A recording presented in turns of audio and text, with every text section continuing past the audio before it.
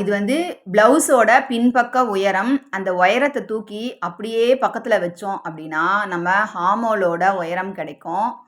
Hormone உயரம் வந்து நம்ம இப்படியும் எடுக்கலாம். இப்படி நம்ம வந்து மேல வந்து டேப்பை இப்படி வச்சுட்டு, ஸ்கேல வந்து அந்த அண்டர் ஆர்ம் முடியிற இடத்துல வச்சீங்கனாலும் உங்களுக்கு தெரியும். எப்படி எடுத்தாலும் நமக்கு ஒரே அளவு தான் வரும். அடுத்தது மார்பு சுற்றளவு. மார்பு சுற்றளவு வந்து under arm to under arm 19 வந்துச்சு. 20 கூட எடுத்துக்கலாம். அதுக்கப்புறம் கூட நீங்க 1/4 இன்ச் மாத்திக்கலாம். அடுத்தது கழுத்தோட உயரம். அது பார்க்கறதுக்கு ஃபுல் உயரம் எடுத்து அப்படியே தூக்கி கழுத்துக்கிட்ட வச்சீங்கன்னா, உங்களோட கழுத்தோட உயரம் கிடைச்சிடும். அடுத்தது ஷோல்டர் 2.5 வருது. ப்ளஸ் 1 சேர்த்துக்கோங்க 3.5. அடுத்தது வந்து நம்ம வெயிஸ்டோட இடுப்பு சுற்றளவு. அது வந்து 8 வந்திருக்கு. இப்போ அதை எப்படி மார்க் பண்ணலான்னு பார்க்கலாம். அவங்க வந்து மார்பு சுற்றளவு 10ன்னு சொன்னேன்னா +2 போட்டுக்கிட்டாங்க. உயரத்துக்கும் +2 போட்டுக்கிட்டாங்க. இப்போ ஒரு பெரிய பாக்ஸ் போட்டாச்சு.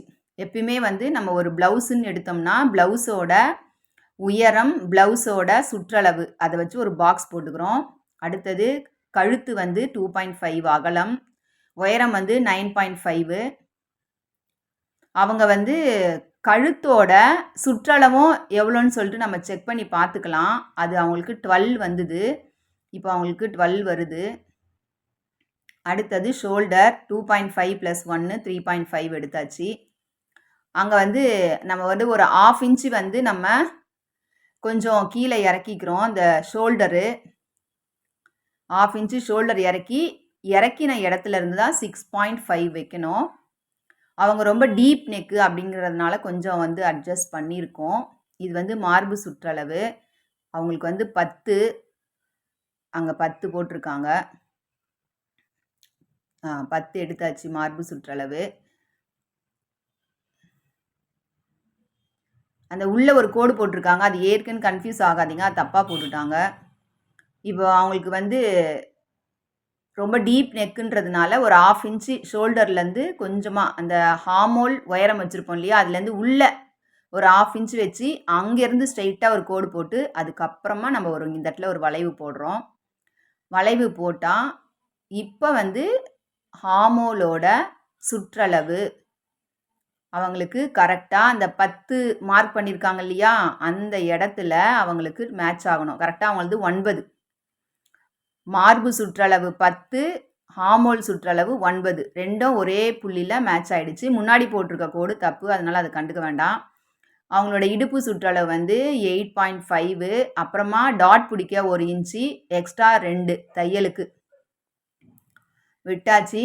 இப்போ வந்து நம்ம வந்து கட் பண்ணிடலாம். இது வந்து ப்ளவுஸோட பின்பக்கம் மட்டும் எப்படி ப்ளவுஸை வந்து அளவெடுத்து நம்ம கட் பண்ணி தைக்கிறது அப்படிங்கிறத மட்டும்தான் இந்த வீடியோவில் பார்க்குறோம்.